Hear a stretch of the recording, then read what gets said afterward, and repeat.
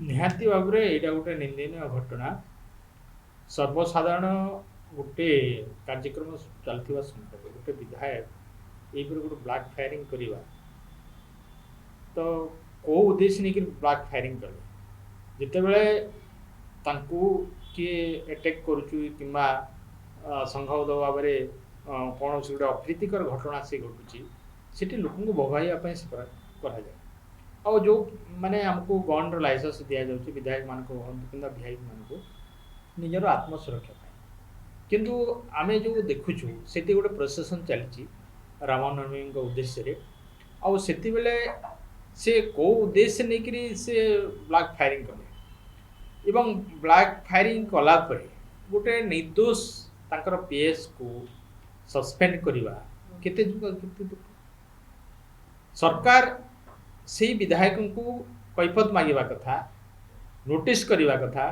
ଯେ କେଉଁ ପରିସ୍ଥିତିରେ ତୁମେ ବ୍ଲାକ୍ ଫାୟାରିଂ କର। ସେୟା ନ କରିକିରି ଗୋଟେ ପିଏସ୍କୁ ଯଦି ସସ୍ପେଣ୍ଡ କରିଦେବ, ଏଥିରୁ କ'ଣ ବାର୍ତ୍ତା ଯାଉଛି? ତାମାନେ ଯେହେତୁ ସରକାରୀ ଦଳର ବିଧାୟକ ସିଏ, ସରକାର ଚାହୁଁଛନ୍ତି ଯେ ଆମେ ବିଧାୟକ ଆରୋପ ନ କରିକିରି ତାଙ୍କୁ ପିଏସ୍କୁ କିଛି ସସ୍ପେଣ୍ଡ କରିଦେଲେ ଲୋକଙ୍କର ଯେଉଁ ଚିନ୍ତାଧାରା ଅଛି ସେ ମାଇଣ୍ଡସେଟ୍ଟାକୁ ଡାଇଭର୍ଟ କରିବା ପାଇଁ ସବୁବେଳେ ବିଜେପି ଦଳର ନେତା ଏବଂ ସରକାର ମଧ୍ୟ ଚେଷ୍ଟା କରୁଛନ୍ତି। କିନ୍ତୁ ପ୍ରକୃତ ଯେ ଏଇ ଘଟଣାଟା ଘଟେଇଲା, ଯେ ବି ହୁଅନ୍ତୁ ନା କାହିଁକିନା, ମୁଁ ଗୋଟେ ବିଧାୟକ, ସେ ମୋତେ ଗୋଟେ ବିଧାୟକ, ଆମେ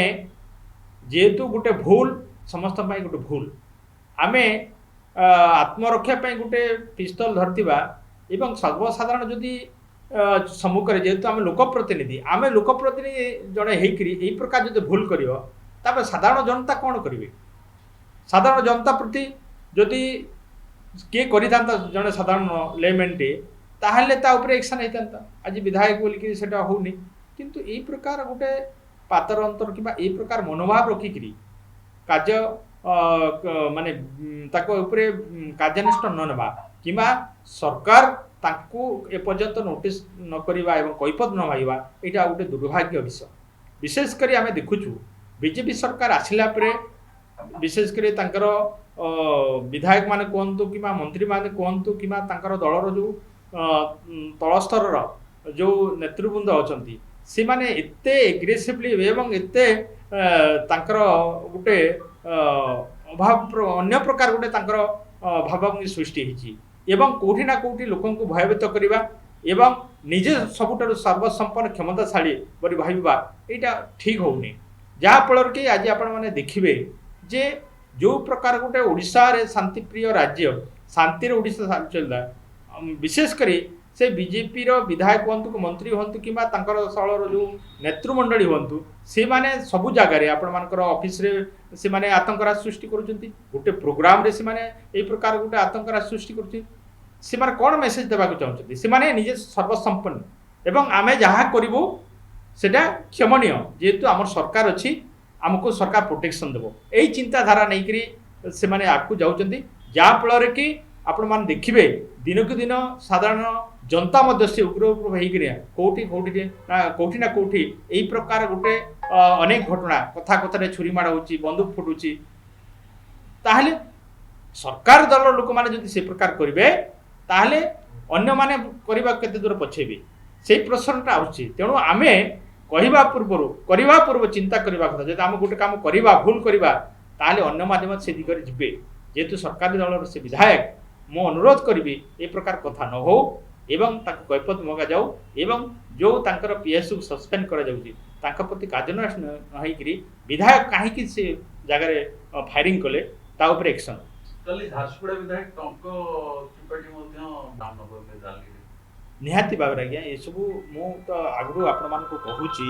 ଯେ ଏଇ ଦଳର ବିଧାୟକ ମନ୍ତ୍ରୀମାନେ ମଧ୍ୟ ତାଙ୍କର କେଉଁଠି ନା ଖଣ୍ଡା ଧରିକିରି ବୁଲେଇବା, ଫାୟାରିଂ କରିବା ଏବଂ ଗୋଟେ ପ୍ରୋସେସନ୍ ମୁଁ ଦେଖୁଥିଲି ଯେଉଁଠିକି ହନୁମାନ ବେଶରେ ସେ ମାନେ ଉପରେ ବସିଛନ୍ତି, ତାଙ୍କୁ ମଧ୍ୟ ତଳକୁ ଉଡ଼ାଯାଉଛି। ସେଠି ସେମାନେ କହୁଛନ୍ତି ଆମେ ହିନ୍ଦୁ ଏବଂ ଭଗବାନଙ୍କୁ ସମ୍ମାନ ଦେଉ, ଆମେ ହିନ୍ଦୁକୁ ପ୍ରୋଟେକ୍ସନ୍ ଦେଉଛୁ, ବିଜେପି ଆମେ ବିଶ୍ୱ ହିନ୍ଦୁ ପରିଷଦ ଆମର ଅଛନ୍ତି ପାଖରେ ଏବଂ ହିନ୍ଦୁମାନଙ୍କ ପାଇଁ ଆମେ ସବୁ ଲଢ଼େଇ କରୁଛୁ। ଠିକ୍, ଆମେ ବି ହିନ୍ଦୁ, ଆମେ ସମ୍ମାନ ଦେଉ ସବୁବେଳେ। କିନ୍ତୁ ଭାରତ ଏକ गोटे सर्वधर्म संपन्न एवं समस्त को सुहाइला ये जो कार्यक्रम हवा कथा से प्रकार न होकरी सब जगार आगुरी भी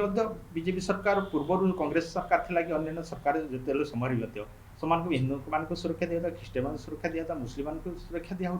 से कथा न उठिकी आम गोटे दल रही शासन गादी बसला भी यही प्रकार धर्म धर्म भितर गोटे भेदभाव आनिबा विशृंखला सृष्टि करवा यहाँ ना कौटी माने भारत को गोटे धर्मांतर धर्म धर्म भितर गोटे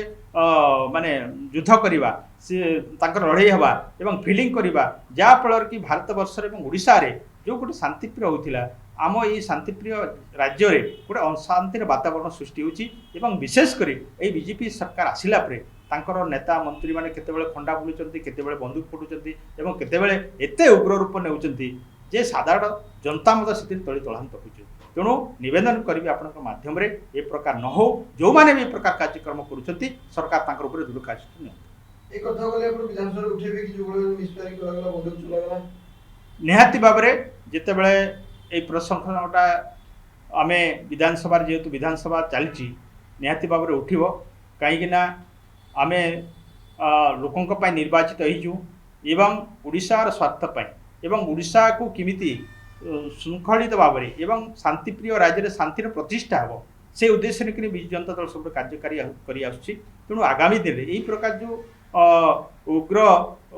तांकर जो व्यवहार एवं बंदूक चलेबा किंबा आपण मानकर खंडा बुलेबा ये सब निहाती भाव में गोटे कोटी ना कोटी गोटे हिंसा को आमे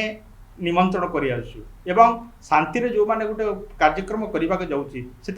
अशांतिर वातावरण सृष्टि होची तेणु यही प्रकार केमती निवृत्त हम एवं सरकार को दृष्टि को आने निहाती भाव में आम विजु जनता दल ए प्रसंग विधानसभा उठू।